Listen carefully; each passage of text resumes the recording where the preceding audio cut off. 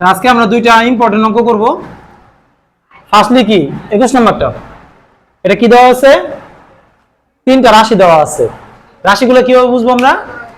এই কমা দেওয়া পর্যন্ত দিয়েছে একটা রাশি, এখানে দ্বিতীয় রাশি, এখানে তৃতীয় রাশি। তাহলে আমরা ফার্স্ট রাশিটা লিখি।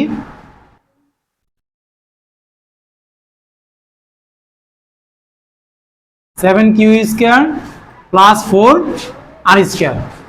এই অঙ্কটা করানোর একটা উদ্দেশ্য হচ্ছে যে এটার মধ্যে কিন্তু সাজায় লিখতে হইব।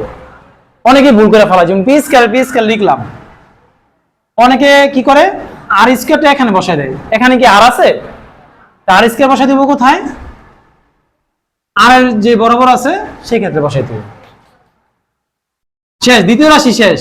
তো স্যার মাঝখানে খালি রইলো, মাঝখানে খালিই থাকবে। এখানে একটা প্লাস দিয়ে রাখবা, কিছু না থাকলে একটা প্লাস। 8q²। তো কিউ কোন জায়গায় আছে? এই জায়গায় না?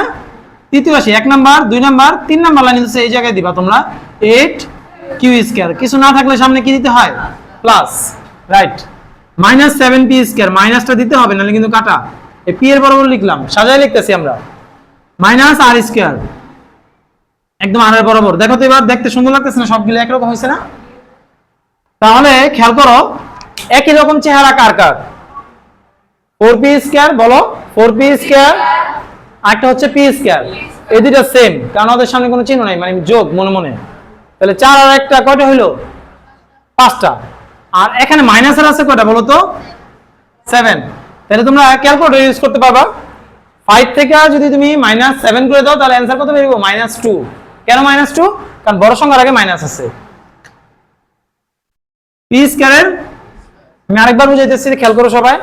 4টা আর একটা কয়টা হলো? 5টা। 5 এর থেকে যদি 7 চলে যায় -2, কারণ ছোট সংখ্যা থেকে বড় সংখ্যা মাইনাস করতেছো। যোগের এখানে সবই যোগ, ঝামেলা নাই কোনো। 7 এবং 8 কত হলো? 15। 4 আর 3 হচ্ছে কি এখানে যোগের, তাহলে কত হলো? 4 আর 3 7। আর একটা মাইনাস করে দাও। কেউ বলতে পারবে এখানে প্লাস কেন দিলাম? হ্যাঁ, রাইট, কারণ যোগের শক্তি বেশি। আচ্ছা, এই হচ্ছে আমাদের অ্যান্সার। এখন আরেকটা অঙ্ক করতেছি, সেটা আমাদের পরীক্ষা আসবে, এই জন্য স্টার চিহ্ন দিয়েছি। ঠিক আছে? এখানে x এর মান কি দেওয়া আছে? 5a + 7b + 9c। তারপর y এর মান দেওয়া আছে, z এর মান দেওয়া আছে। তাহলে কি করতে বলছে? আমাদের দেখাইতে বলছে যে x + y + z, মানে সবগুলো যদি যোগ করি তাহলে আমাদের এই অ্যান্সারটা বের হবে, রাইট? তাহলে আমরা 27 নাম্বারটা করি, খেয়াল করো সবাই। আগে লিখবা দেওয়া আছে x = 5a + 7b। অঙ্কটা আমরা তুলতেছি আর কি। মানটা কি দেওয়া আছে দেখো তো একটু খেয়াল করে। ফার্স্টে কি আছে? b। তাহলে আমরা b কি করব? b এর বরাবর লিখবো না? এই জায়গায় লিখলে ভুল হবে না? কিছু নাই দেখে সামনে আমরা কি দিব? যোগ। তারপর কি আছে খেয়াল করো, -3a।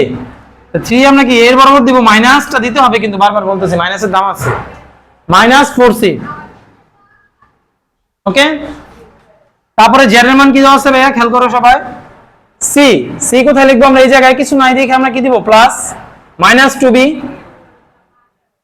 Plus a। Sir plus দিলেন না কেন? প্লাস দিলেও চলে। এখন তোমার কি করতে বলছে? উদ্দীপক দেখো, যোগ করতে বলছে কিন্তু তোমাকে। তাহলে আমরা সব যোগ করে দিই, তাহলে কি হবে বলো তো বাচ্চারা? x + y + z। খুব ইম্পর্টেন্ট লাইন, খেয়াল করো। এখানে তিনটার মধ্যে ওগুলো বাদ, তিনটার মধ্যে সেম সেম কার কার লাগতেছে তোমার? সবাই তো a।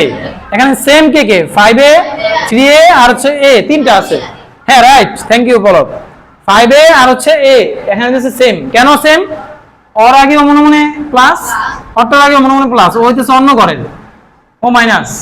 তাহলে সেম যারা তাদেরকে যোগ করো। 5টা এবং একটা কত হইলো? 6 থেকে 3 মাইনাস করে দেই।